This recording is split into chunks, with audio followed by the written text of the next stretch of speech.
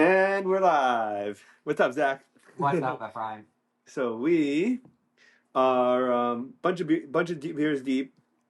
Zach came from the city to my parents' house to record, have a beer share, hang out, crash. Got plenty of room over here for him.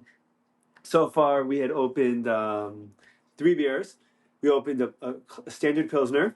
Which was very good, actually. It's Very good. crisp. Yeah, love a pilsner. Crushable. Crushable. That's right. We have a Schwarzbier, which is a dark lager, which was very good, malty, kind of coffee nose, coffee taste, but light for about 5%. Easy to drink, but a little bit more flavor. And then we had a seltzer, basically. Yeah, a rustic ale is what. Oh yeah, we had the rustic ale, which is like basically a fruited sour, farmhouse kind of style. And then we had what was this last beer that I'm drinking now? This is it's a barrel aged sour. It's barrel aged, I think, for 2 years, in oak barrels with cherries or they added cherries later. 6% sour, and now we're getting into the bigger boy game, which is here's a Grand Cru beer, ale brewed with spices and natural flavors, aged in whiskey. 9%, 375 milliliters. So they use all these weird. Oh shoot! This has one of those legit corks in it. It's gonna pop like a champagne bottle. I don't know, dude. No. It's not. You can tell it's not gonna pop. Like it's not. It's kind of rubbery. Yeah. So we're just here hanging out. This is where my brother's room, which was my old room at one point. And we're pretty different in terms of how we decorate a room, I think. I know. I feel like every time I would go to Ephraim's room, it would be like posters, like music, like cool artwork, like kind of dead vibes a little bit. No, I had my a lot of Disney poster. Disney. That's right. And we're here surrounded by a lot of Jewish books. Yeah. You know what I want to talk about, actually, by the way? What? Dude, I think in defense of Disney adults, I think. In defense? Defending the Disney adults? Because every comedian attacks adults that go to Disney World. They're like, "Oh, you should never be doing this. You're an idiot. You're a jerk. You're weird." I kind of get it. One of my bosses actually just went to Disney, and he goes every year. I have two people in my office. One of the partners I work in a small accounting firm. One of the partners is like a big Disney buff. Like literally takes us to the max. He has like timeshares all over. He goes to Disney, loves Disney. The other one goes with his father-in-law a couple times a year. And we were just talking about and he goes, it's tough, man. It's not he goes it's just not enjoyable as much as an adult. Well, you mean in the last year, or just in general as an adult going with your family? Because the parks experience definitely changed. Yeah, he said it's changed. I mean, I've been. I mean, you've been. Yeah. Well, yeah. You've been more than me recently, but yeah. But I get that. Tim Dillon made fun of adults. Going. Brian, what's his name? Jim Gaffigan. Jim Gaffigan has a famous bit. Making fun of us. I was listening to what's his name today. He's Rogan's buddy, Dave Smith, who's okay. I think he's very smart, and I think he's conversational. But he also just went on about Disney adults today for a little while, and I just think that I think we should put some perspective out there. Wait, is the Gaffigan one the one it's like you're driving around in the parks and it's like 1,000% humidity and you just see the people in the motor carts, those big, it's America's Finest, basically. Yeah, I don't really listen because I don't find him funny. I just know he has that bit. I think that's his bit. It's somebody's bit, but it's so true. Yeah. But you want to defend Disney adults. Yeah, I do. And I think that like everything, you can obviously take things too far. You could like dogs, or you could be like that weird dog person that has the dog strollers and has shoes for their dogs. Yeah. When I was one of our first weeks in Seattle, we were in a dispensary, and we were and my friend looks over and goes, Sam. He looks over. He goes, "That dog is dressed like Steve Jobs." There was actually like a dog in jeans and a black turtleneck, and I'm like, "What are you doing to your dog, man?" You know, and I hear it's cute, but I think like with anything, I think there are people that just take things too Yeah. far, So but then they ruin it for the rest of us. I Like, agree. I mean, I grew up with a dog, and my dog loved him. His name was Yanks after New York yeah, Yankees. yeah, Miss Inks. Yeah, rest in peace. Yeah. Rip. Although your parents will never admit that he's dead, dude. They'll never say he's dead. Just to give you a little bit of background, my parents basically gave away my dog to our housekeeper, and she basically sold the dog without telling my parents. Oh, did she sell it? Well, we don't really know what happened, but she was like, when we asked for her to like come back to visit, she was like, she doesn't have, it's gone. It's gone. So the running bit with No my receipt, friends is dude, that no she's like returns. smuggling drugs across. My dog was like a drug smuggler over the Mexican border. So funny. But like, Back when you needed one. yeah, right. Now you do. Huh. I don't want to get political here, but Nope. No, no need to. but I think it's interesting because like I love dogs and I do like animals, but like they're still animals. Like when Yeah. people start to treat animals as if they're humans, I feel like that's where it's like crosses the line. And You see a lot of that in New York, right? you see it In the a city. lot in the city, like people that will like dress up their dog or wear their dogs. But like I have a good, Seattle's like that too. I have a good friend that I have a good friends that are they're big, their whole family is like big dog lovers. And look, when their dog passed away, it's really sad, but they were like absolutely devastated, and it was like it took weeks and weeks to get over. And I understand it from a perspective, but like I feel like it's different. It's still an animal, right? Dog with a dog, it's more or less a one-way communication. Yeah. No, it's not. A dog shows love. A dog has. I mean, it just Right, but the biggest form of communication people is definitely speech. ascribe a lot more human character. Like they give it a lot more human attention or human tenderness than I think the dog, might necessarily need. And it's obviously more for the person that's giving the attention than them. Well, do you think? Question really for you is like the point that I just said was like communication, like physical, like actual speaking is like the I think biggest there's form of communication. communication. There is definitely a form of Do you communication. think that's the biggest form of communication is speech? I think that speech is probably the deepest and most complex, but it's not the only one. And actually, a lot of people love their pets because they could have Nonverbal. a relatively superficial. Like, think about this. I mean, I've definitely talked. I don't know if I've talked to you about this before, but I've definitely talked about this before. I'm not sure how much you can like this beer, by the way, because this is kind of smoky and it's a little weird. If you don't like it, we can open this barley wine or a grim barley wine. Um, but let me know what you think of it. Anyway, I think that why do people talk so openly to bartenders or their barbers or people that they have very superficial relationships with? I feel like you do that sometimes. I do that with everyone, by Yeah. the way. But part of the reason is because the better you get to know someone, the more complex your relationship is, and the more complex that individual is, right? And so all of a sudden, you have a lot more information to factor in. You're not sure whether it's going to upset someone. You're not sure whether you could trust them with this kind of vulnerability. You're not sure, like. So it's hard. You're saying it's even harder to communicate with somebody that you're closer with than I think some it's random harder. Joe It's Schmo. harder to have a close friendship than it is to have a superficial friendship. It's harder to have a deep friendship with someone for many years than it is to make new friends every 3 months and like kind of go and like meet new people and like have a good time. Because when you meet someone, generally speaking, the extent of your relationship is, do we get along and do things that we like in common? But like once you get more to the nitty gritty, like you could tell me. I know. What do you think? Oh, this is real interesting. Yeah, Not to digress, but as the point. we're digressing. Yeah, we're going to digress for a second. We're tasting a lot of beers, and we are drinking right now. I can't even pronounce this. It's Rieris. it's a Belgian beer, brewed with spices, natural flavors, aged in whiskey barrels. It's probably peaty whiskey barrels because it's smoky, Yeah, but it it kind kind of of tastes like Scotch. yeah, but it's thinner. Yeah. It's definitely thinner. I don't know. Cheers, dude. Cheers. Um, This is I think that it's it's also harder to get to a deeper level of relationship with people because the deeper you get into a friendship with someone, the more you get to uncover about them.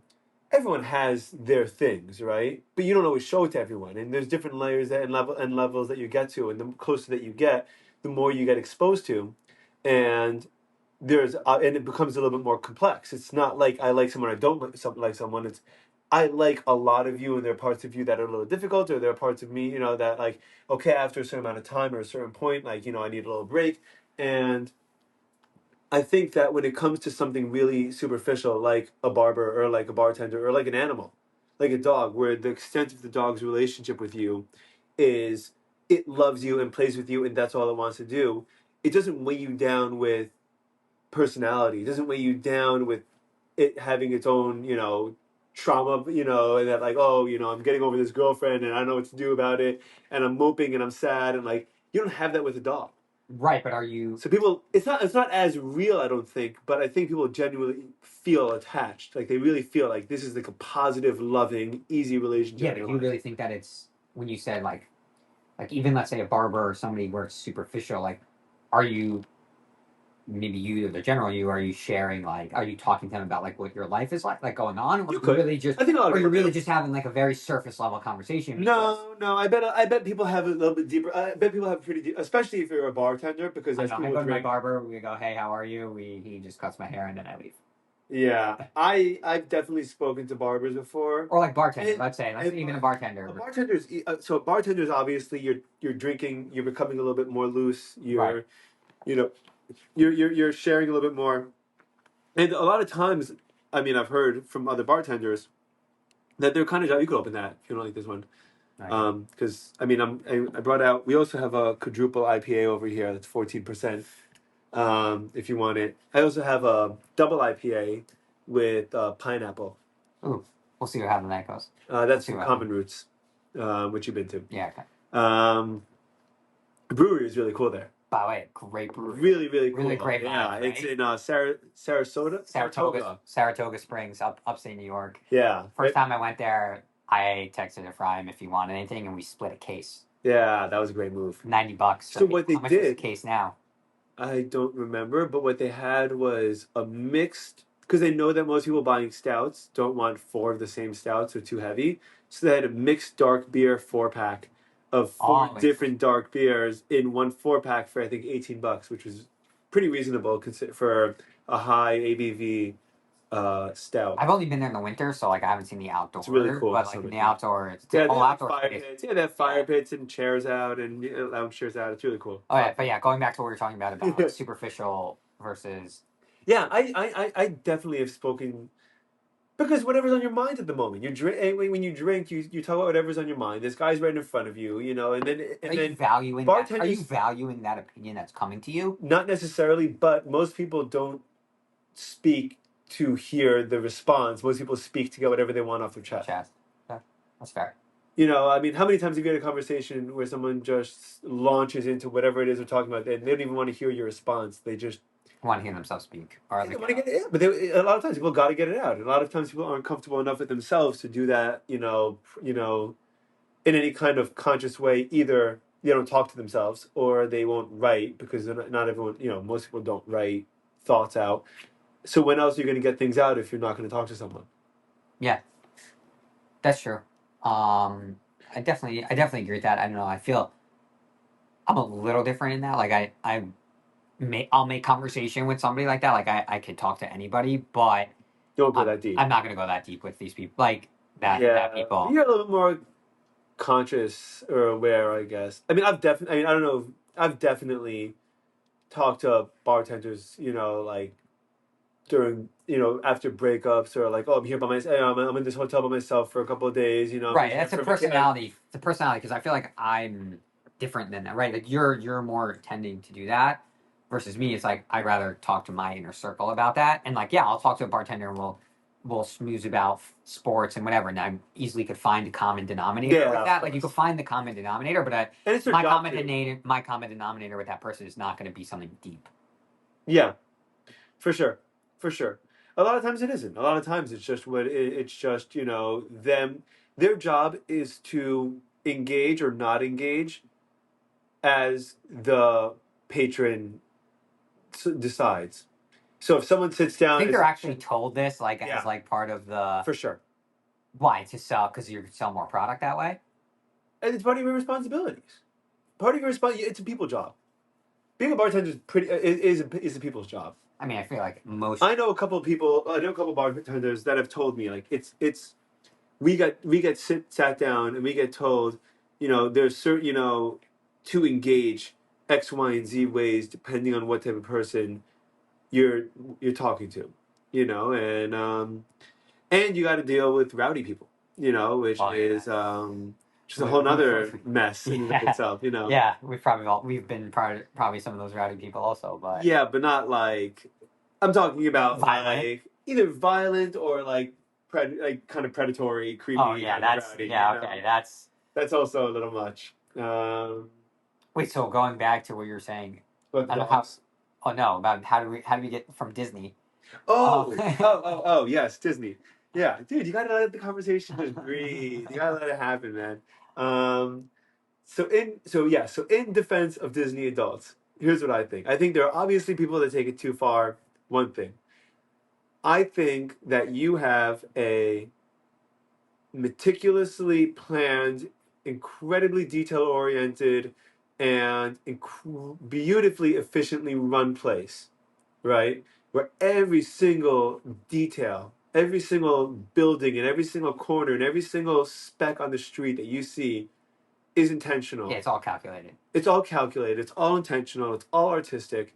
It's all for the sake of creating this temporary getaway from the rest of the crappy world that anyone lives in, and again, Disney had the perspective of coming someone from the Midwest, coming from a very far from ideal world and background, and he wanted this place to be like a escape and just have a couple of minutes of fresh air to just be in a clean, detail oriented, fun, wholesome place. So interesting. And I think that if you focus on that, yeah, I think, and I also think, by the way, a lot of comedians do. Actually, want to get your point? Want to get your point in first? No, I just think it's interesting because I see it.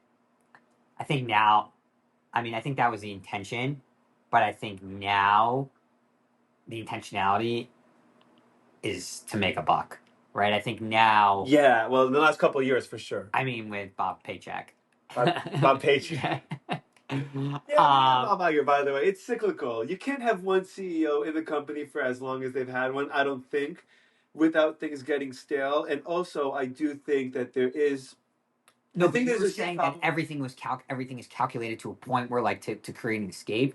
I Now feel it's like I calculated feel to like squeeze to make money. money. Yeah, Like I now feel it like is. it's calculated Now it is. to basically, how Main Street USA and Magic Kingdom in Florida is designed so they're pumping smells into the street so you could wander into this bake shop to buy overpriced baked goods or like how every ride you leave you go right into the gift shop, which is like a classic move, but like or just everything is all to Yeah.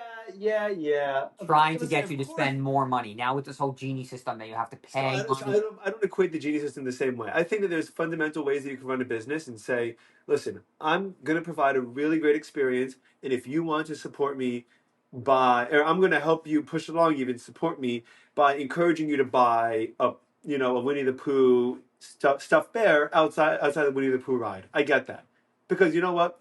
At the time when the Winnie the Pooh ride came out, that was like the craziest thing in the world. Like it's taking you through like a life size version of this character that like you never heard of and going through the story yourself, and it's cute and it's fun, and you walk out. Great. If you want to buy it, you buy it. If you don't, you move on to the next ride. You hustle on. But it but Disney parks would used to have, even as far as like 5-10 years ago, probably closer to 10 though. Um, the fast pass was free, which gave you, you're paying $100 to walk into the park. It gave you an additional 3 hours because you assume that each fast pass that you're skipping is an hour wait minimum, right? Let's say I want to wait. Let's say I'm fast passing Space Mountain, right? You used to be able to unlimited fast pass, so like you could just run. Like I remember Yeah, growing there's up, like we 3 at a would time, run. and then No, even before the 3 at a time thing, like you would you could literally run to all the rides, and you would like insert your ticket, and it would spit out a fast pass time. So like, you would run. That You even would works. run. By the way, that's good. That's good too. Like we would get into the parks growing up, and we would run to like the main rides because they were hour time slots. So like you would like by the time you got to your third or fourth ride, it would be like in the afternoon already, and then you would start working. Then you would work your way back through all of those rides. And then what you do is you go in the on the lower weight lines While you're waiting for the while you're waiting for the fast pass time to go, and that way you really get the most bang for your buck for the day. And everyone that even though you're paying $100 to walk in, at the end of the day, you're spending anywhere between 10 and 12 hours there, or 8 and 12 hours there. You're paying $10 an hour to be in this beautifully efficient and marvelously run park. Like I would pay $8 an hour to be there. You know, I'd pay $10 an hour to be there. So, I think that, and then they used to, and then they had a lot of these. I mean, they still do, but these parades or these shows where they'd have just random musicians come out into the street and sing, or they'd have random piano players by random bars, or like they were really focused on, even if you're an adult that's just letting your kids run around and go on rides, at least there'll be things to entertain you, and you'll have a really nice experience too. And yeah, you want to say that they became a little bit more egregious when it comes to making money. They charge for the fast pass now. They charge, there's less like they used to. My friend Kiwi told me that when he was there on his honeymoon, he told one of the workers he was on his honeymoon, and they gave him an annual pass as like a congratulations gift. Yeah, see, but like I don't I'm not think they gonna would do that now. No, not No, even. dude. This 6, 7 They years give you ago. a pin. This is your honeymoon. Yeah, they give Yeah, you a pin. Yeah, they give you a piece of plastic. Yeah. But the point is that, but anyway, end of the day, I don't think that you have to be some kind of weird, kinky, odd Disney Aladdin fetish kind of person to like be above the age of 15 and go to Disney World. I mean, I don't think it's true. we've gone as We went as friends. We had the best time in the world. We dude. did, right? We did. We had a great time. I mean, drink around the world. Yeah, drinking around the world is definitely amazing. We do the rides, but also doing anything with the group of 4 or 5 friends is always exactly. Is always so that's why I'm like, I know I've been to Disney growing up. I went once a year. Yeah. And then, my parents had a Disney timeshare, so we went once a year. My dad's like a big kid. That was bought it from your dad. Yeah, I know. My dad said it was the best sell he did when we sold the timeshare. But we should talk about that after. But yeah. Yeah, but it definitely brought us back to the parks, and I had amazing memories there. But I feel like and that's where I'm not sure.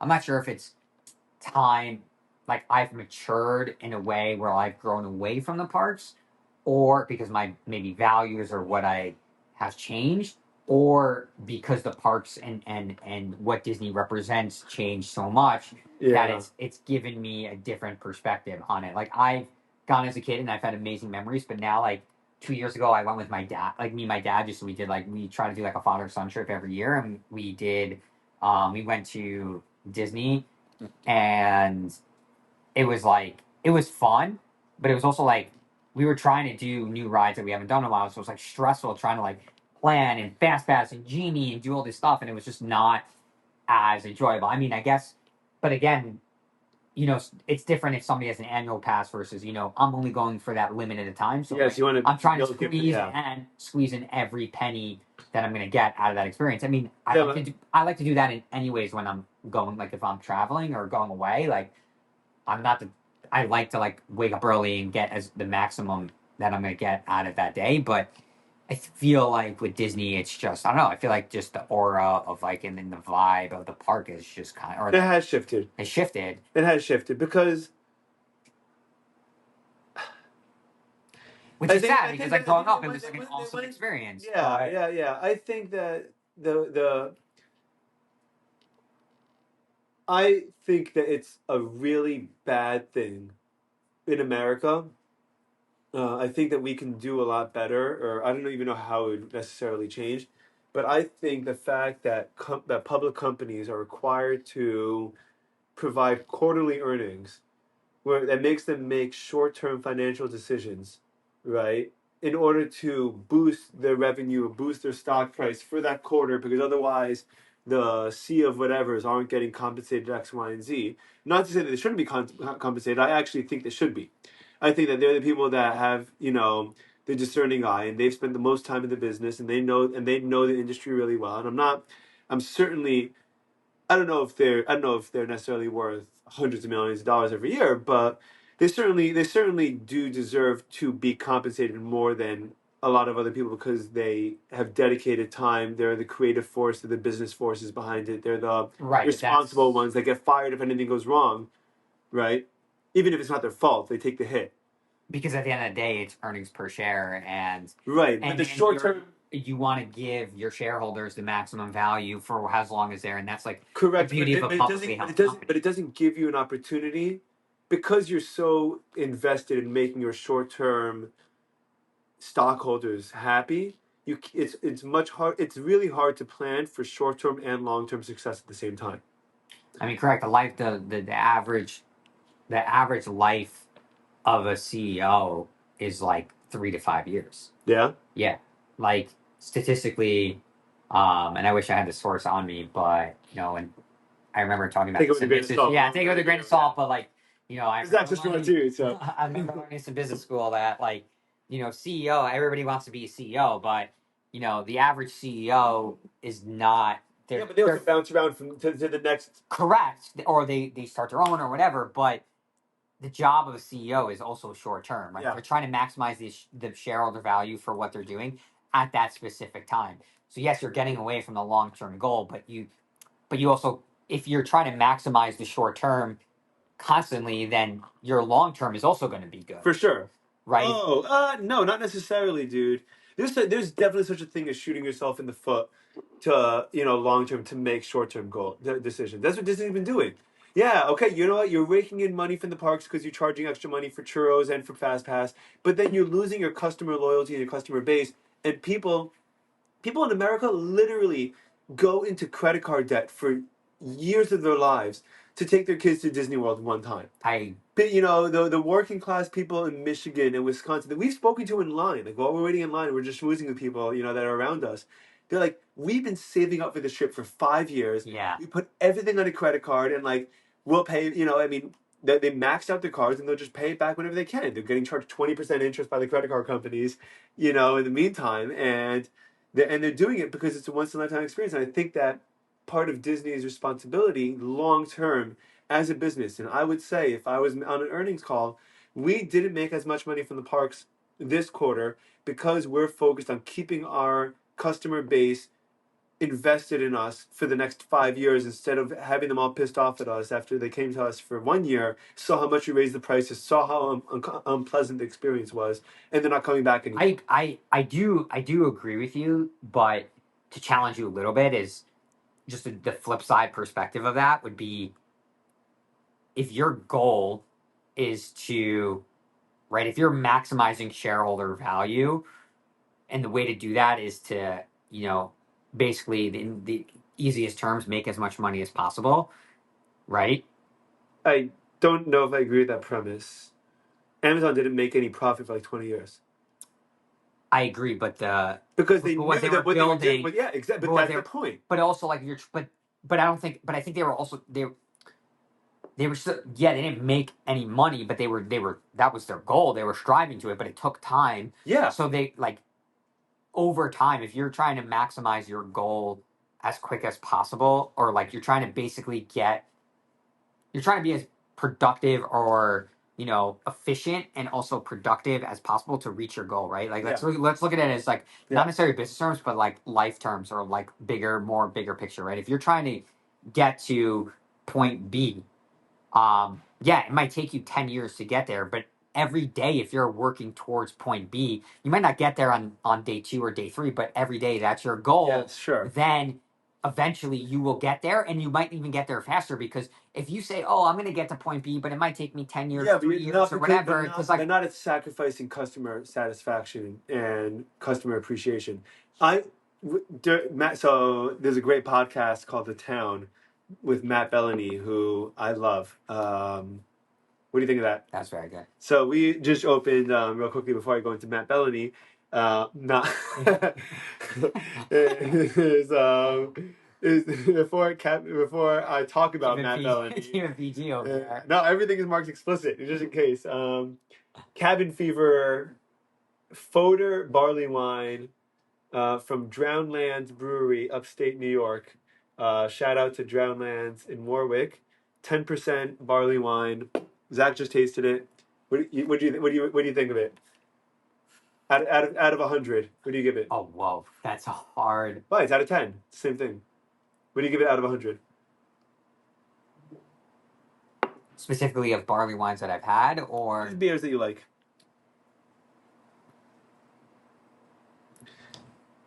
7.2. 7.2. I mean, It's I like like. 3.9 out of 5. Or 3.8 out of 5. That's a really hard question because my By the palate way, has changed, and also like I'm really into barley wines now. so you like it, I do like it. but you don't think it's the best barley wine you've had. Correct. You think you think you'd give it if it was a high school kid taking a test, you'd give it a Like a C C? plus, A C?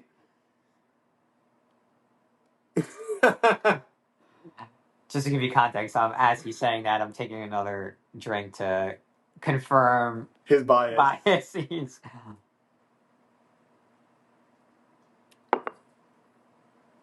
Yeah, I'm sticking with my number. Yeah, I think that's fair. It's a little thin bodied. Yeah. I think it could use a little bit more of like a depth in the Foundation, flavor. yeah. Anyway, so Matt Bellany had a guest on today. He has his podcast called The Town. It's 2 or 3 times a week, talking about the business of Hollywood. He's originally a Hollywood lawyer, gone journalist, entertainment lawyer, gone journalist, which is really, both of them are sick jobs, are really cool jobs. But he knows everyone and everything. I mean, he's really in the middle. I'm shocked that his show doesn't have more viewers. Gee, how many viewers does he have? I don't know, but I do know that he has a slot. They will advertise based on how many viewers you have. They'll throw in more advertisements, right? So the bigger episode, so he has advertising at the beginning and at the end. Right. And then on the bigger episodes at the 15-minute mark, because they're generally about 25, 30 minutes, at the 15-minute mark or so, for the ones that more people are listening to, they have another 2 rounds of advertisements. Interesting, because I listen to his podcast.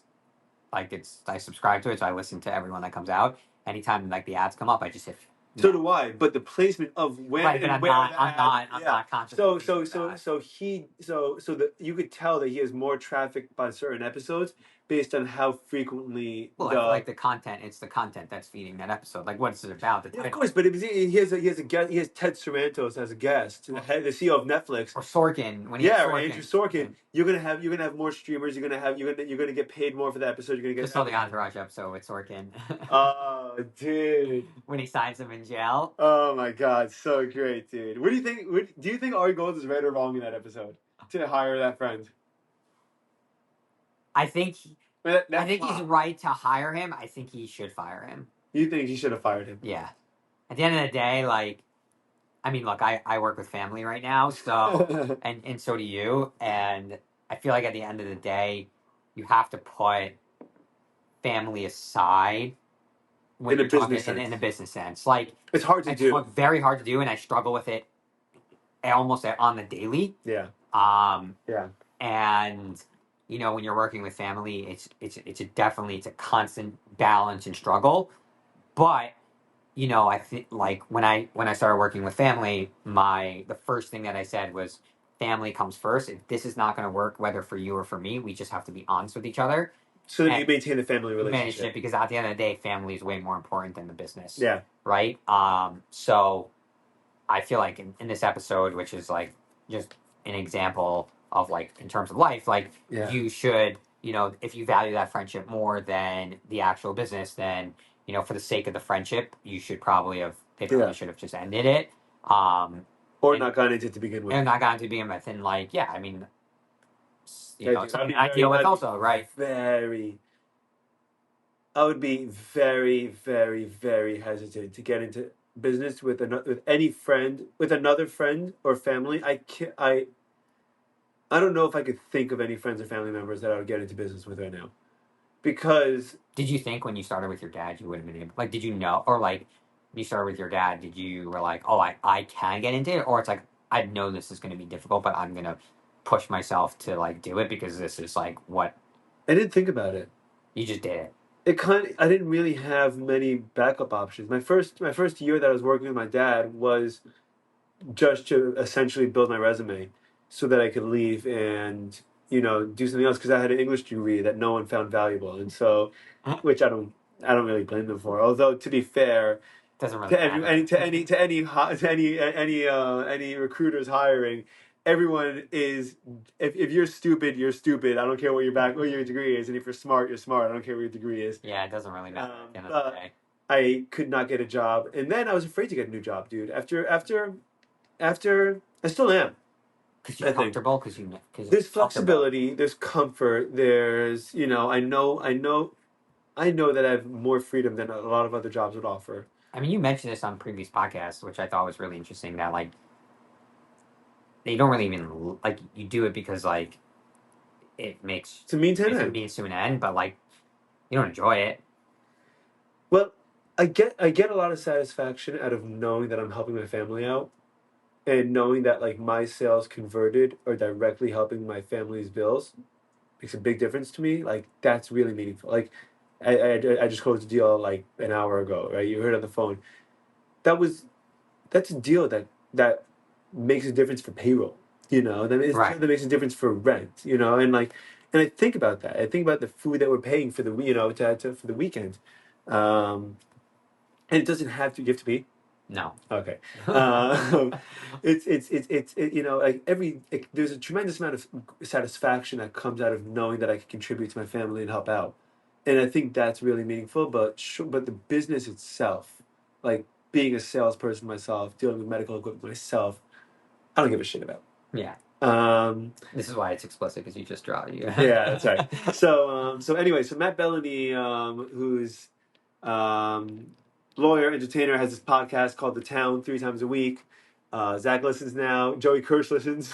Yeah, Joey. I know Um, Joey's always been a big listener. oh yeah, Yeah. He loves it. he's Yeah. great.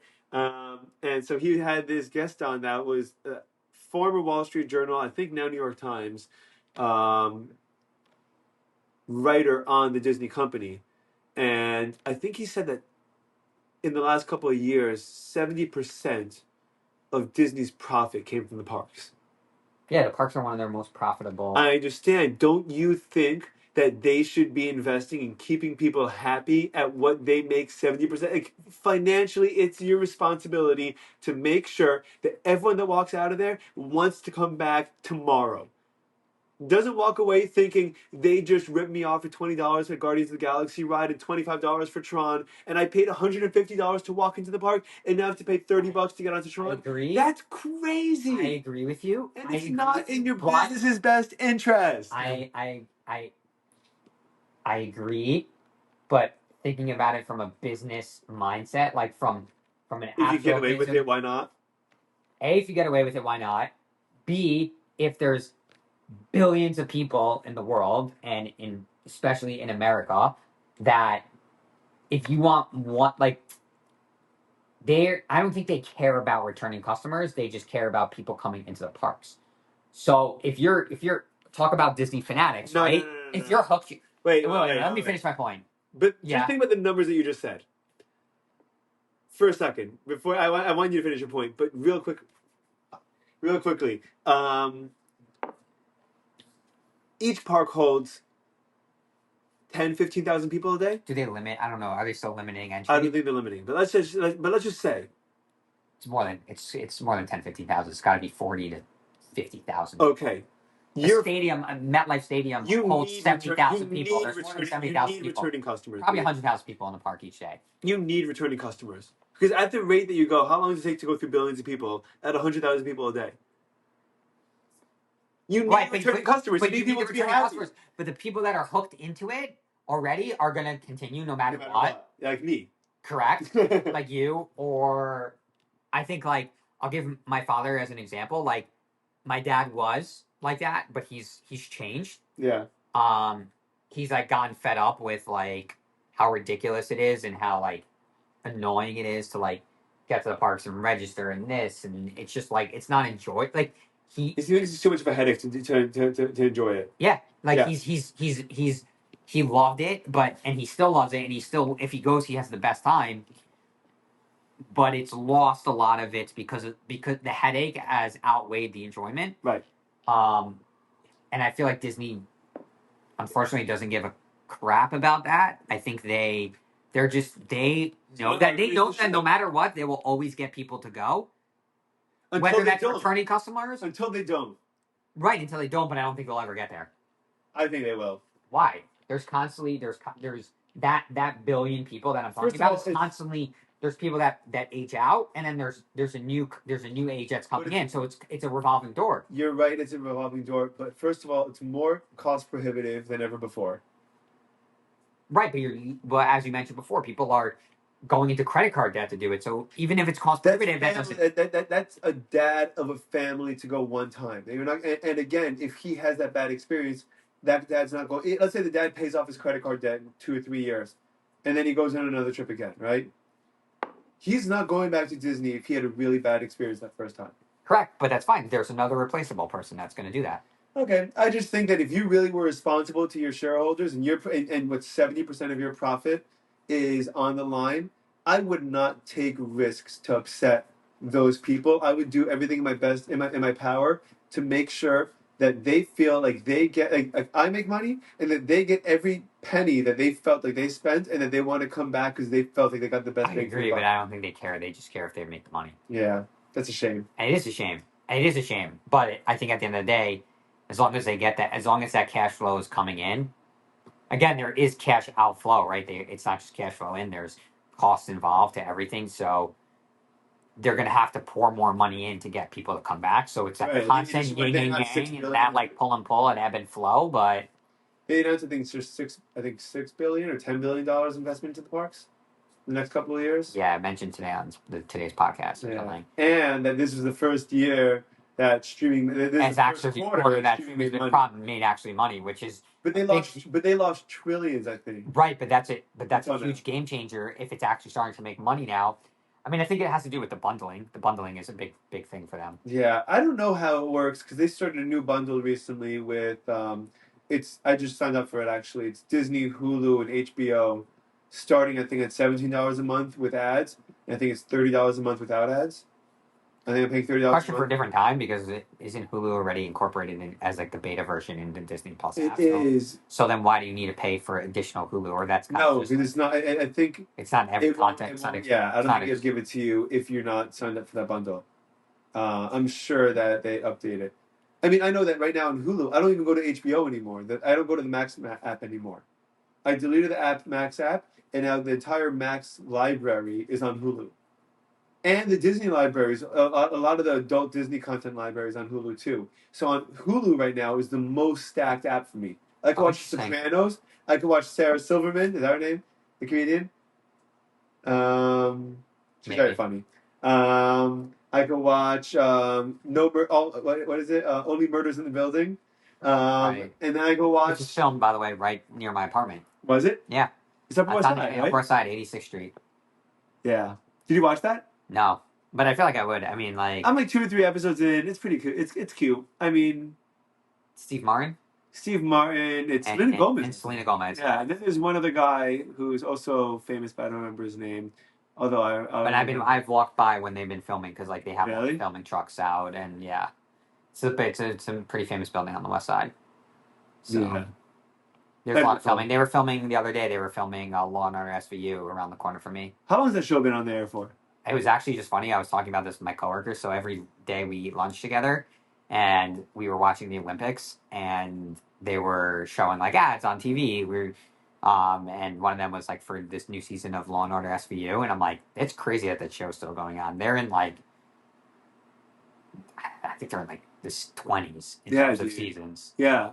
And it's crazy because people just. I was watching Grey's Anatomy. I think they're like Grey's Anatomy. NCIS is. I think the longest running show is I think it's called Hospital. Or ER. ER was, but I don't think it is. Look it up if you can. Look up. Maybe it's called Hospital. It's like 52 seasons, dude. U.S. show. Yeah, I think it's a U.S. show. Because there's like Turkish shows that are like. No, I'm serious. Like Turkish shows. Bollywood. Yeah, they're like. each season's got like 40 episodes, and there's like a whole series. Are they It's like 40 300. minutes apiece? Or are they Yeah, shorter? longest running TV show. Let's see. Okay, the longest running TV show right now is The Simpsons. Oh, right. How many seasons is that? Right now, currently, there are 771 episodes. It started in 1989. I don't even know if that's the most amount of time though. Okay, 1989, really? according to IMDb, Yeah. Which is these are the a long. crock of shit anyway because their stupid lists suck. You ever see like Yeah. their clickbait for like top like mafia movies ever and like the best movies are Should like we number not go to 20? that? Should we go to Wikipedia? No, it's fine. Let's hear what they have to say. The longest running TV show, The Simpsons, started in 1989, 771 episodes. How many seasons? It doesn't say. Forget about it. It's not even worth looking into. Yeah. Your Wi-Fi in your house. Let's see. Then the next show is Gunsmoke. I never even heard of that. Never heard of that. Law and Order. Oh, really? Law and Order's number 3? Yeah, Law and Order, regular Law and Look Order. at the Started show in 1990. Law and Order SVU is What's for SVU stand for? Special Victims Unit. Ah. So for like any raid. Remember House? Yeah, it's a great show. Dude, House was a great show, man. Hugh Laurie is the man. He's so great. Family Guy also. No. Yeah, I, the top. I know, but they're long. Simpsons, Gunsmoke, Law and Order, SVU, Family Guy, NCIS. Okay. Grey's is even CSI. ER. No. Look up the show. Grey's Anatomy's number 12. Look up the show Hospital. You sure you're not confusing that with ER? Yeah, I'm sure. Because my mother-in-law would watch it. IMDb is full of crap. I mean, I'm sure they're great. Why it's so helpful. Every time I use it, every time I watch TV, I like always look at these actors. I'm like, oh, this actor looks familiar. Where else have I seen him? I'm like, oh yeah, that was it. What? Like I was just watching this show on Peacock. Speaking of Peacock, remember we were just talking about Peacock earlier before about. So Peacock has been great with the Olympics. Mm-hmm. And like I got Peacock because I wanted to watch the Olympics, and now. By the way, I got it in my account. You could have just used mine. Oh. Save you $8. It's fine. Yeah. I used a lot of your other stuff. So, but they have this show. It's about like Rome, and it's called like something dying. It's basically like it's about like it's about Titus and like the Roman Empire and how like Octavian and basically this like pivotal part in the Roman Empire. And one of the main actors in the show, like, where do I know him from? So like I IMDb it, and it was from Game of Thrones because he was a big Game of Thrones actor. I know, but you can just Google Wikipedia it just as quickly. Like I don't think IMDb has anything particularly unique about it. I mean, I think that for years they were like the authority, but I think that a lot of these search engines have come to the rescue. I'm going to take a quick bathroom break. 1 second. We're back. All right. Sorry about that. So, when you found Hospital, tell me what happened. It's just the longest running show ever. No, it started according to IMDb, which you think is a it's only started in 2017. No, Hospital TV series. No. There has to be another one. I'll find out. What the name is called. My mother-in-law used to watch it. So, dude, I'm the biggest Entourage fan ever, right? Yeah, I don't know about ever. I'm watching the show now because of you. By the way, I love the. How'd you start rewatching it? So first of all, I loved when you spoke about with your wife that she didn't want you to watch it, and then she sat down and watched it. I was cracking up. Oh yeah, it was a good story, but. I mean, I got into the show because of you, which is like a lot of other things. Beer, look, there's countless things. I hope I've had that influence on you in another area. But why I started rewatching it, I was watching a couple of other shows, and I was looking for a show to watch that's just like like good 20-minute show, just to like digestible. digestible, like throw on before I go to bed, or just like, if I'm like cooking dinner and just want to like keep it on in the background. And I was like, okay, like I'll rewatch it, and I was like, oh, I'll throw on some episodes, and I was like, I might as well start from the beginning, and then I just started rewatching it again, and now I'm on season 6. How and good is it, dude? It's so good, and it's So still good. hilarious. Isn't it crazy? I was talking to Oren about this. How Doug Ellen called all the movies that Hollywood was going to make like Yes. 10 years before they made them. Though I wish I The listened. Great Gatsby, Aquaman, the Ferrari movie, Enzo Ferrari. Yeah, it's crazy. It's so cool. Smoke Jumpers, rest in peace. Yeah, rip. But I wish I listened. Like, I've always wanted to watch the show and listen to the podcast. Like, Oh yeah, The Office has the same thing. The Office. Sopranos has it. Oh really? Yeah. No, but The Office also. But is it with people from the show? Yeah, it's what's his name? Christopher, who's Michael Imperioli, who lives around the corner from me. Does he? Yeah, he opened up a bar on the west side called. It's next to this. It's called. It's a lounge. It's something lounge. It's next to this restaurant, Fred's, on the. Well, I've seen him. My cousin's seen him also. I've walked by. If you've seen him, you should say, dude, I'm a huge fan. I know. My cousin who lives on the west side also, who watched, because you watched Sopranos and I watched it, I convinced him to watch it and he watched it. So he was like a season behind when I was watching it. And he passed him on the street. He was walking. He was sitting at the restaurant. And dude, you should go to this picture, by the way. Shorts if I passed him, dude. It's so funny because he became famous again because he was in White Lotus. Yeah, White Lotus. Yeah, which I never saw, but he either he always looked like an old man, or he aged really well. I'm not sure like which one. No, he aged like, I mean, he's like completely gray now. Like, yeah, but he looks great. Yeah, but like he was a kid in like The Sopranos. I mean, I'm just getting to the episodes with Jamie Lynn Sigler and oh man, and Turtle. And Turtle. She just broke up with, or whatever. She just like she goes to New Zealand. Yeah, dude. And then it turns out, dude, that Turtle's other girlfriend, the Hispanic girl, what's her name? The one from the auto body shop. The auto. No, from the construction site. They get engaged. They get engaged. That's after Jamie Lynn Curtis. Yeah. Oh, so I'm not there yet, so I don't even remember that part of this. Oh no, I'm confusing you. Alex, in Entourage, who when Turtle opens his tequila store? No, his limousine business with the hot girls driving the limousines. Right? I'm not there yet, but I remember that. So she's one of the she's the girl that she's in The Sopranos, and she dates Tony's son, and they're engaged. AJ, who I'm since forgetting his name. The actor that plays AJ. Yeah, although I would have given a lot of money to watch the actor that plays AJ play a young Tony Soprano in the Sopranos movie. Did you watch the movie? No. The Many Saints of Newark? No, I didn't. Isn't Steven Van Zandt, isn't he also in it? Not as himself. If he's in it, it's not. John Bernthal's in it. I'm a huge John Bernthal fan. No, I haven't watched Many Saints. You told me it wasn't worth it to watch Many Saints of Newark. Yeah, I was really excited about it. I went to actually see the movie by myself. It was one of the first times I went to a movie theater alone. Didn't know what to do. First movie I saw. Hit a Jay in the parking lot. First movie I saw by myself was the second Doctor Strange movie. You went to the Multiverse of Madness alone? Yes. Really? Yeah. In theaters? In theaters. And what did you think? I mean, I'm a big shared experience person. Mm-hmm. So, especially when it comes to like things I like to just share with somebody else. Of course. And I don't know, for some reason I just never thought about going to movies by myself, and I'm way more inclined to go to a movie alone than a restaurant alone.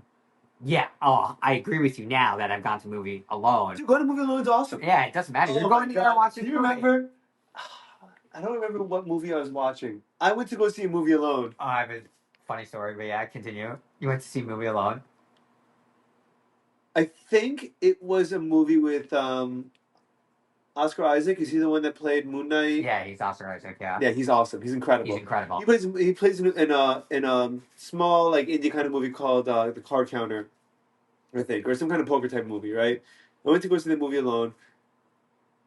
Hit a J in the parking lot. Go get popcorn. I'm sitting and watching this movie, and 10 minutes into the trailers, I ate half my popcorn. It is a big popcorn, right? This is a large popcorn, and I'm like, dude, I have no idea what's. I can't keep on eating this right now. I'm gonna vomit. Like, by the time the movie starts, so I put the popcorn. The movie theater is pretty quiet because there's not a lot of people there. It's a indie film on a Tuesday night or a Wednesday night. Um, there's this dude sitting, I think, two seats across from me, right? So I'm sitting one seat, there's a space, and another dude over there. And I put the popcorn down in the seat in between us. And I'm like, I'm not eating it. I'm just putting it on the seat next to me, and that's it. Did he grab and did he put his hand in your popcorn and eat it? Dude, the movie starts, half an hour into the movie, I reach over for the popcorn, and it's not there. And I'm like feeling around, and I'm thinking, I'm baked. I'm like, I don't know what's happening. I like, am I missing it? Like, I don't want to like look suspicious because I'm so paranoid. So I reach over and I look over and it's not there. And I see the dude holding my bucket of popcorn, eating it, and he gives me one of those side looks. He's like, I know exactly what I did. I know exactly what I did. And he went and he ate my popcorn, dude. And that's ridiculous. I am enough of a wimp that I didn't do anything about it. But I could not. Can you imagine looking over at a movie and seeing a popcorn next to you that doesn't belong to you, and sticking your hands in that popcorn and taking the bucket and just eating it? Yeah, that's wild. Doesn't make any sense, it dude. Makes no sense. I went. So I just went to see Deadpool Wolverine. Great movie. What do you rate that out of 10? Out of 100? Honestly, I'd give like an 8-9. Wow, that's really high. Yeah, it did exactly what it was exactly what the movie was supposed to be. It's hard to give a superhero movie a higher rating. Like, I feel like there's other movies that just have so much more meaning and depth and right. stuff. So I compare movies to what they try to be. Meaning, I rate them for what like. Are you rating that out of all the superhero movies in one genre? You're rating it by genre then? No. Well, what I'll do is, for example, right, if I'm watching a romantic comedy, how good is this movie at being a romantic comedy? Right, so you're rating it by the genre. Yeah, I'm rating it. Yeah, that's what I'm saying. So I'll give it an 8-9 out of the genre. So, like, if you wouldn't rate Anybody But You or whatever the. I love that movie. And Iron Claw in the same. No, you can't. You don't compare the two. Right, so I'm saying so the ratings are for the movies respectively. Oh, okay, fine. So in that respect, I would probably. I didn't give it a 9-1. I didn't give it a 91 out of 100. Like, I think that movie had a lot going for it that was really great. Yeah, I would say probably 7, 9, 8, 1. You give it 10 points below me. Yeah. How was the audience that you watched it with? Because that makes a huge difference. It was great. I mean, I saw it in IMAX 3D, so it was a packed. And the audience was like laughing, yeah, like clapping. Like when they, I mean, are we doing spoilers here or no? No spoilers.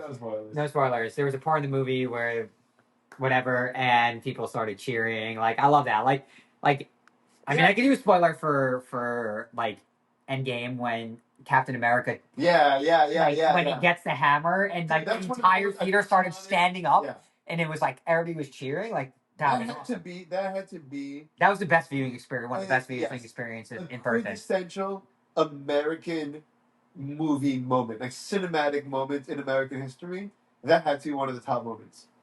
I think the amount of people reacting like that over and over and over again. Because people went to see the movie 3 or 4 times. Yeah. And everyone was just as enthusiastic the second and third and fourth time that they watched it. Yeah, that movie was. You give it really like a 7, 9. You give it a B plus, a B plus. Because like, what didn't you like about it? The plot wasn't great. I feel it has really no impact on the MCU at large. I don't think. Okay. So like, it was just a fun movie, right? It was just a fun, good. Finally something that Marvel's like, not screwed up on. So like, I have to give it more than the past movies, but I'm not gonna. After other Marvel movies or superhero movies, like I would say more Marvel because like DC kind of sucks, but like, I've tried. They're trying, dude. They're trying. I mean, I bet once they. By the way, give me. I hope. I hope. With Gunn. What? With James Gunn. Gunn doing a lot of them. Yeah, you know what? I think that they're trying. The problem is the same problem that Hollywood has always had is that they're conservative and liberal at the same time in terms of their decision making. So, for example, the only way to make a really good movie is to take creative chances because you need something fresh, you need something that people will relate to, you need something new. Right. The This studios movie don't was want to different. do that and the studios don't want to do that because if they invest 20 million, 100 million, 200 million dollars into a movie that they don't know is going to do well, they don't want to do that.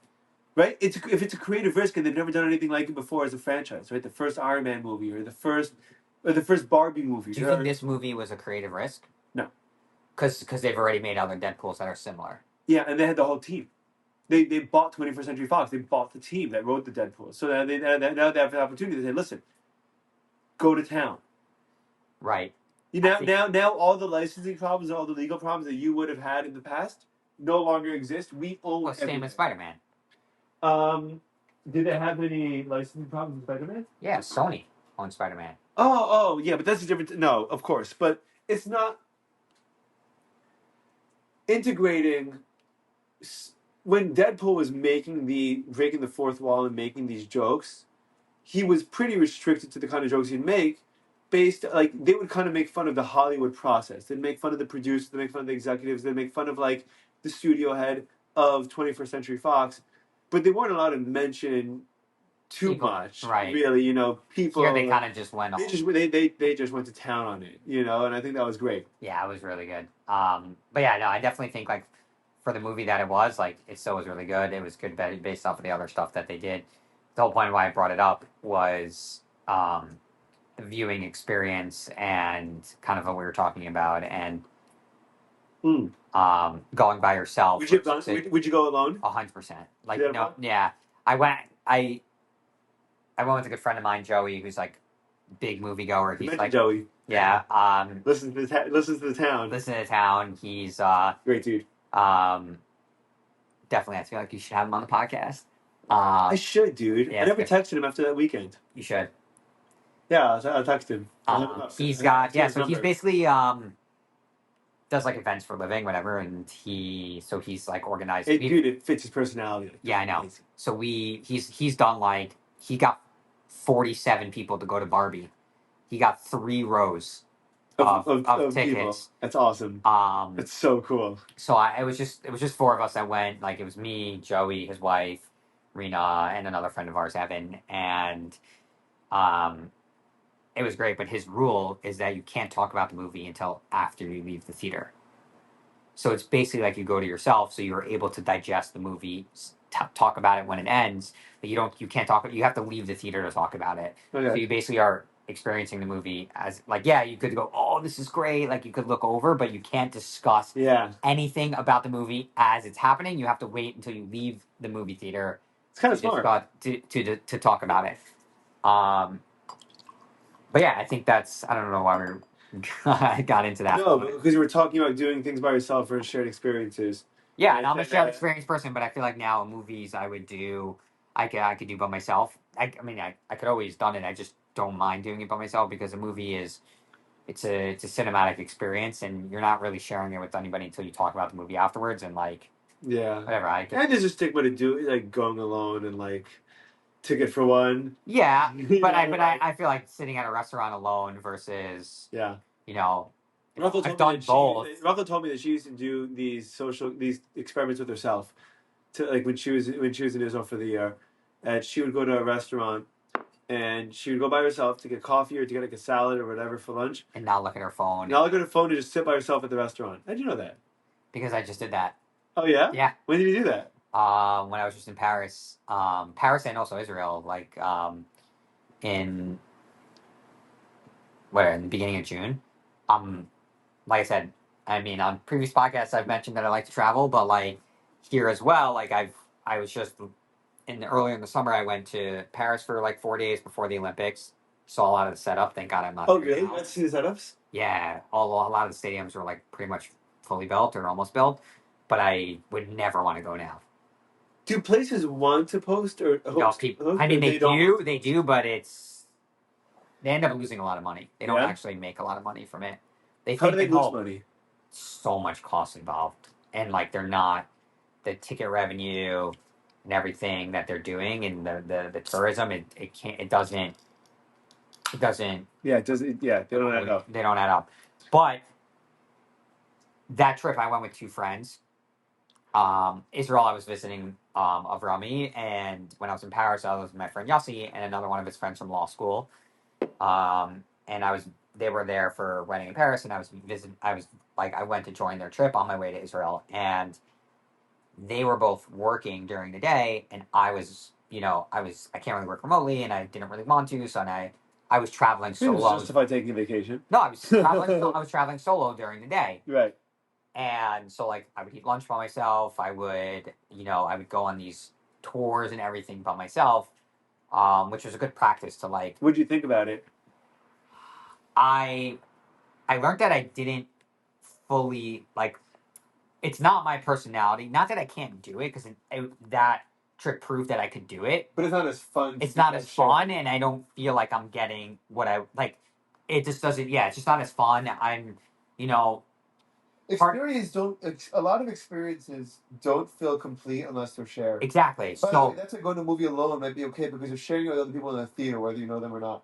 right, or you could talk to somebody that's been on it. But when you're on a trip, like a physical trip, Yeah. it's much harder. Yeah. At nights I was able to talk to like my friends that I was with that like, oh, like this is what I did during the day, but it still was like during the day, like I was really solo. Like I would, walk, I was walking along the Seine by myself, and I got lunch by myself and sat and ate falafel by myself, and it was like apparently like this is the best falafel place, and I was just eating it like by myself, and it's totally fine, and I was totally happy, and I'm glad I was able to do that. Was it amazing? No, it's super overrated, Yeah. um, but like yeah, it's just so at the end of the day, like that's not really what like I learned that if like I had a trip a plan to Spain at the end of the summer and that got canceled, and I could have easily have just done the entire trip by myself. But I didn't think it was worth it. it wasn't worth it for me. It wasn't worth the money. It wasn't worth it because I didn't get to. Wasn't able to share it with somebody else. It's really interesting. I mean, some people love it. I have friends that love to solo travel. Yeah, and could do it. Do I know any of them? No, you probably don't know any of them. An ex girlfriend of mine likes she loves solo travel. It's just your personality. I feel like it also has to do with introvert extrovert. But I've solo traveled on a smaller scale. Like when I used to go to Orlando a lot when I was. Yeah, but have you internationally traveled solo? No. Would you? I don't. I'm not. Would you have done your cross country trek solo or yeah. I would have done cross country. I would have done cross country solo. I would probably also do international solo, but I don't care enough to go international to do it solo. Meaning, like if I have a travel bug, I'm happy to go from Florida to North Carolina or to Tennessee or to Las Vegas or to Seattle alone, and I would do that alone. I have no problem with it. And I would just as easily go alone to Ireland or to Scotland or to whatever, but I wouldn't care to make a 9-hour trip and a $700 flight and whatever out of going alone. Out of going to those places in general. Meaning, the same reason I don't go with my wife right now is the same reason I wouldn't go alone. Right. But this Spain trip would have been a couple $1,000. If I'm dying to go to Barcelona, I would go to Barcelona alone. I would take 3 days to go to Barcelona alone. Yeah, I would probably take a couple of days, but I'm going. This would have been a 10-day trip. Yeah, it's a long time. Right. Wow. This is crazy. Shout out District 96. Stars and Stripes. This place is actually known for their quadruple IPAs. And they didn't put it on the can this time, but I know it's like a 14%er. So if you're drinking a 14% IPA, you're guaranteed a hangover. You're guaranteed a sugar rush. You're guaranteed Yes. a lot. But it's delicious. And District 96, which is this little brewery in New City, New York. And I think they have a location in Nyack. I haven't been there yet. Wow. Boozy, right? You can Yeah. taste the 14%. Yeah. It's heavy. But it's sweet. All their beers are like candy. Like candy. It has 14% on the can. Oh, where? Where? Yeah. Country Black at 14%. Oh, nice. Yeah. Tiny letters. Not for, They don't tell you what's brewed in here. Like how. no. You know why? Because I think that a lot of their beers are, I don't know. I don't know. I think that, listen, I think they're great. Out of 10 beers that I had from them, I love 9 of them. I'm sure, I think. They do a great job. This is really heavy though. Like I don't even think I can finish a 16-ounce can by myself. No, dude. So my biggest problem with a lot of beers that I've had is I'd that much rather like an 8-ounce or 12-ounce yes, can. I don't get like more craft beers should be in 12-ounce cans because especially the higher alcohol percentage ones or like the stouts that are like barrel aged and heavy. I don't want a 500 milliliter bottle, which is just about the size of a wine bottle. Right, I can't finish that by You can't, myself. how are you going to finish that? Right. But It's meant to be shared. Yeah. A lot of and I think that's going back to what we're saying. Like beer and all, it's all shared experience. Like So I went to I was in Chicago maybe a month ago or 2 months ago, and I bought a beer. It was in a box, right? like a juice box. Like a wooden box, right? Okay. And I think it was like, let's say $15 for the beer. It was a barrel aged stout, like 14.5%. And like a little like keg kind of. It was like no, it was a thin. It looked like when you buy a bottle of scotch, like Yeah. this little bottle. So it was like it looked in a box. It looked like that. But then I opened the box and it was 2 12-ounce cans. Nice. And that was amazing because then you could open one. If you want the whole thing yourself, 12 ounces is not too crazy. If you want to share it with someone, each of you can use 6 ounces. I would drink 12 ounces of this, but I'm not going to drink 16. 16 is a lot. The difference between 16 and 12 ounces and 12 ounces is a big deal. It's 4 ounces, but it's a lot. Yeah, especially when it's that much sugar and that much alcohol. Correct. So my dad and I split it, and then we had the next one the next day. But the fact that it came in 2 12-ounce cans made it. I would buy every beer that I ever bought from now on like that. My roommate buys a lot of 12 ounce. Like a lot of the Atlanta beers come in 12 ounces every time he goes home. Yeah, the problem is that a lot of the good craft beers come in either the big 16-ounce cans or the bottles. Right. The 12 ounces are mainly like lagers or like. Or they come in as 6-packs, or they're the very commercialized beers. Right. That are just being sent out by the truckload. Like when I went to Vermont and I went to Van Winkle, right? That's the brewery. Happy Van Winkle. No, that's Von Trapp. Sorry, Von Trapp. Sorry, I went to Von Trapp. Sorry. Yeah. Von Trapp. Their logo is the what do you call it? The inspiration for the Sound of Music. Yes. Yes. The Sound of Music family. Family is the Von Trapp family. Yeah. But the Von Trapps are actually a family. They like exist. They're a real family. Yeah, they're a real family that live like down the block on a farm in Vermont. Yeah. Cool. They make great beer. So, but all their beers are 12 ounces because it's pretty commercialized. Really? Yeah. All their like to goes were in like. I noticed that their beers are 12 ounces, but I like that about them. Yeah, no, that's what I like. It's craft beer, but they were 12 ounce. Yeah. Their brewery's really cool. Like the tap house is really cool. How far is it from here? 5.5 hours. It's far. Yeah, it's in Strat. Like it's in Stowe, Vermont. In Stowe. It's in Stowe, not Strat. There's a lot of skiing there, right? Yeah, there's a good. It's that and the Alchemist are right near each other. Yes, and the Alchemist was Heady Topper. Yes. Yeah. So it's the Alchemist. It's a famous beer. Yeah, and so the Von Trapps, it was very good beer, but it was cool brewery. I mean, they literally live. The family still lives down the block. They visit the brewery all the time. They're like constantly there. Like if you go, like they'll randomly be there. Yeah, breweries are interesting because my experience. So when I've done the cross country drive, I've stopped in breweries in every state. I've been to breweries in more than half the states in America. Yeah, I was gonna say, how many breweries? Hey, have you been to? Not have you been to, but how many states have you been to? Do you know? I don't know off the top of my head. I know that I've been. You should see, because you should try to conquer all 50. I know, I'm not going to Alaska anytime soon. Why not? I'm not.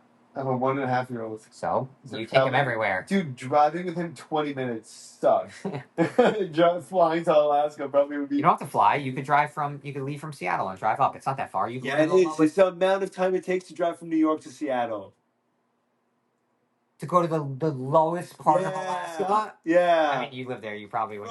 From Seattle to Alaska is the same distance from New York to Seattle, dude. It's the equivalent of a cross-country drive. You're driving through frozen desert wasteland of nothingness for hours. Really? For over 40 hours of driving, dude. Are you looking it up? Yeah. Telling you, dude, insane. You have to go through like Canada. You have to go through like this frozen like middle ground land that like no one actually owns. I have two friends that have driven it. Has been to all 50 states, and their last states where they went up the West Coast, they went from San Diego all the way up to Alaska. That's really cool. So I'm trying to. That's really crazy. They went to. I don't know. Well, as we're talking, yeah. Anyway, the point is, I've been to breweries. I mean, if I were to guess, I'd probably say 35 states, and probably 5 or 6 countries.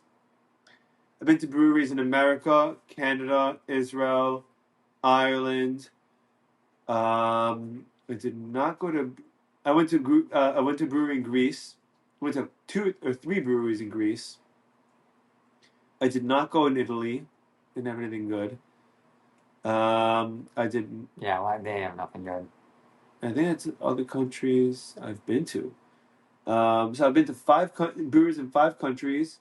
I've been to in 35 probably states that I've driven to.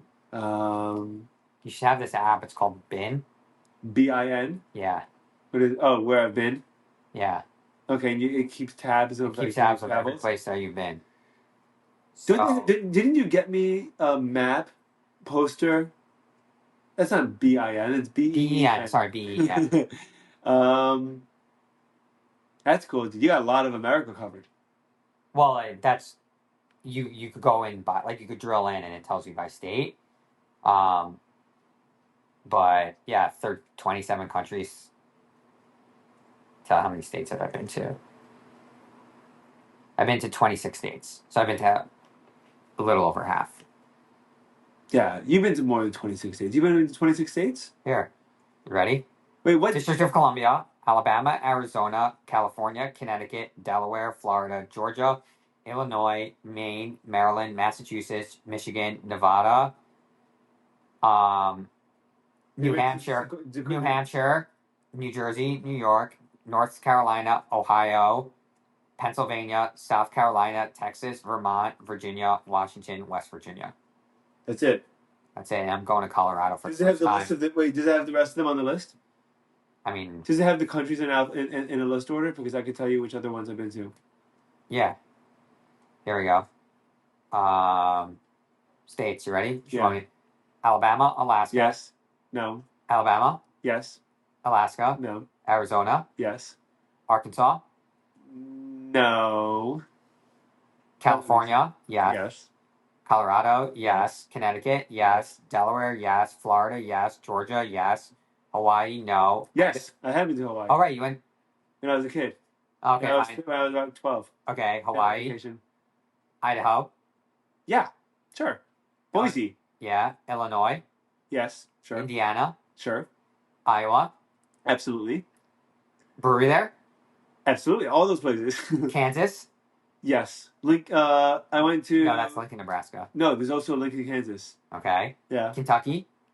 No, I've not been to Kentucky. Louisiana? Yes. New Orleans? Yes. Been to... Yes. Maine? Yes. Maryland? Yes. Massachusetts? Yes. Yes. Michigan? Yes. Yes. Michael Steinberg's wedding. Shout out to Post Podcast. Michael Steinberg, yeah. We love you. Minnesota? Yes. No. St. Paul? Yes, I haven't been to Minnesota. Minnesota, I drove through on my road trip. Stopped at a brewery there.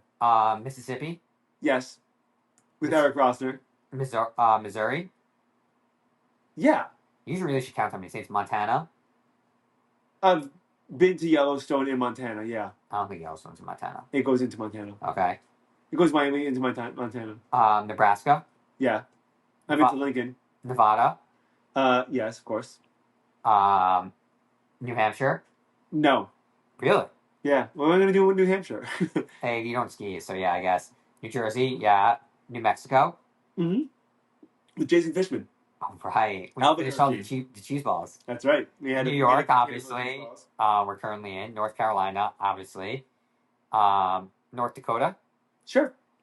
No, wait. Which is the one with Yellowstone and? You mean Mount Rushmore? Mount Rushmore. I mean South Dakota, I think. Yes, I've been to South Dakota. I was Dakota? actually part of a brewery club there.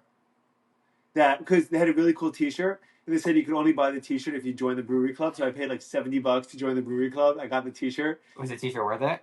I mean, no, I lost it, and it was like 10% off of all beers that they sold. So I got 10% off once. Okay. Ohio. Yeah. Oklahoma. No, Oklahoma I have not been to. Oregon. Yes. Yes. Pennsylvania. Sure. Yes. Rhode Island. Yeah. Yes. Sure. I love Rhode Island. It's great, dude. I got thrown out of. We won't name him. I got thrown out of a friend's house because his mom accused me of doing coke with him, which is pretty crazy. Yeah. I'm not going to mention the person's name. South Carolina. Yeah. South Dakota. Yes. Tennessee. Yeah. Sure. Yeah. Oh, I guess I've been to Tennessee. I've been to Nashville. Johnson City. Johnson City. In Johnson City, so I gotta add that. Shout out to Johnson City. Shout out to what's his name, Darius Rucker, who I didn't know was Hootie and the Blowfish, dude. I did not know that either. He was apparently the lead singer of Hootie and the Blowfish or whatever Cool. it was, and then he went off on his own, wrote Wagon Wheel, and now he spent the rest of his life singing that one song. You went to his concert at Hard Rock. I did. My wife Rachel was 8.5 months pregnant when we went. We had a great time. Texas? Yeah, sure. Utah? Yeah. Vermont? Yeah. Virginia? Yep. Washington? Yep. West Virginia? Yep. Wisconsin? Yep. Wyoming? Yes, sure. You've been to most states. I've been to like 40 of them, right? Yeah. I haven't been to like I haven't been to Oklahoma. I haven't been to Kentucky. I haven't been to Alaska, and like that's. I haven't been to North Dakota. It's like pretty much it, dude. Yeah. Dude, I love this country, man. I think. Here's what I think. Yes. I think two things. I think number one, people have to be, including myself, because I find that some of my best experiences in my life are when I just don't have a goal in mind and I just wander into a pub or a bar or a restaurant in a random city in a random place that I never heard of. That's like a mom and pop shop. And those are always the best nights in the world. And I think that we're like almost afraid to go into like places that we don't recognize and family establishments that we don't recognize. And yeah, if you have a choice, if you have a yard house next door to a small family-owned Irish pub, which one are you gonna go to? You're gonna go to the yard house. Yeah, but you will almost certainly have a better time at the Irish pub. Yeah, 100%. I mean, I would go to the Irish pub, but the normal American would go to for sure the yard house. So I went to so I was in Nashville for one night for work a couple months ago, and I met with a customer. His name is Gene. Great dude, phenomenal dude, and I said, and I told him, and I was selling him ultrasound probes. So I went to go meet him. I went because he and I had done a little bit of business before, and there was a couple of things that we might be able to do in the future. So I went to go meet him and shake his hand, meet him in person. And I said, "Dude, do you know where I mean, not dude. He's like 65, but I was like, dude, you know where I can go to meet, where I could just go tonight for some cool places for music. So I'm a music junkie. I like country. I like rock. I like anything." Already told me about this, yeah. And he took me next door to this tiny little pizza shop that I never would have in a million years walked into, and not because I'm kosher, just because like I would never. It's just another shop with another random name on the street, And he goes, "This guy knows everything about the music scene in Nashville." And I walk in, and I talk to the guy for a minute, and he asked me, like, "What kind of music do you like?" I'm like, "Well, I like country. I like rock." He goes, "Do you like the new country or you like old country?" Like, do you like the new pop country? Or do you like old original country? I'm like, well, Nashville Skyline by Bob Dylan is one of my favorite albums. I was like, I love Zach Brown. Right. I love rock. I love country. I like a good mix in between. He must have rattled off 10 places for me to go to that night. And he told me exactly where they were. We gotta go, by the way. Dude, we gotta go to Nashville, dude. Nashville was just such a pleasant place to spend time. It was so great. I got off the plane. The plane landed. Within 10 minutes, I was off the plane. Within 10 minutes from that, I was in my rent-a-car. Not online waiting for the rent-a-car. Got to the rent-a-car place, got the key, processed my license, processed my credit card. It was in my car heading to my customer. Within 20 minutes of landing, I was in the car on the way to my customers. On the way to my customer. I mean, I also when I was in Memphis also for a wedding. I haven't been to Memphis yet. It's fine. There's really nothing to do there, besides for where Martin Luther King was shot. And Elvis's house, dude. Yeah, but it's overrated. Don't go there. You went? Tourist trap. My friends said I didn't end up going. But my friends, because we went out that night and the night before, and we were out so late, and they got up at like 9 a.m. I don't know how the hell they did it, and they got there, and it was like $70 to like go with a tour. Yeah, it's like not worth it. They ended up leaving. But we went out that night when we went out to Memphis downtown. They had the blues there, right? So there's Beale Street, which is the main street, which is like the State Street. It's like Broadway, and now like it's the main street where all the music, whatever. And there's one of the guys that lives in Memphis that was going to this wedding, who's from Memphis, our age, basically took us to other places that were like not tourist trap places and like towny places, and we went to this bar. It was like a hole in the wall, but it was live music, right? Amazing. Yeah, playing everything under the sun, a lot of blues, but like dude, you know what? They're so good. Yeah, dude. When we were in Chicago, my dad and I were there. You know, Saturday night, 11:30 p.m. We get in the car, right? Drive half an hour into Chicago, and I didn't even realize, because I've been to Chicago a couple of times. And I went to camp with a bunch of people from Chicago in Wisconsin. I was in camp in Wisconsin, and I did not associate Chicago with the blues at all, which is crazy. Yeah, House of Blues. It's like the main, like one of the big. I know, but right, but you didn't Chicago blues, dude. So my dad and I go, and we get in the car. We go downtown. My dad's parking the car. I find an Irish pub that I hop into for a little bit of music for a couple of minutes, watch a little bit of UFC, and then we find a little hole-in-the-wall bar that's playing blues music. It's like right now, it's already 12:30, 1 o'clock. They just finished their, I think, first of 3 sets at 1 o'clock in the morning, dude. And it was a bass player, a guitar player, a piano player. That the stage was so small, the piano player couldn't play on stage. He was playing off the stage to the side, and like a drum player with like I don't know, like a 3 or 4 piece kit, right. and then occasionally they would invite this woman on to sing with them, who I guess they would work together. Pete. And we, dude, it was incredible. Let's take another. You know what? Let's call it here. Yeah, I was gonna say. By the way, I feel like we could go for hours, and we could do the Lex Friedman 8 hours and a half of podcasting. But I don't know if I haven't finished that podcast yet. I don't know. I did. You finished it. I did. I can't did tell you you. Watch the whole thing. I didn't watch it. I listened. No, you listened to the whole thing. Yeah, I did. I can't tell you. I didn't process. I can't tell you process everything. Two of the people was nuts. Two of the people were really technical. The product guy and I'm still on the Elon Musk. The Elon Musk one was great. The Musk one was great. The neurosurgeon was amazing, and the actual Neuralink recipient was great. Right, so I heard him on Rogan before. Okay, so that I want to listen to, but like I said, we could go on for the hours. Neurosurgeon was really good. You should listen to the neurosurgeon. He was excellent. All right.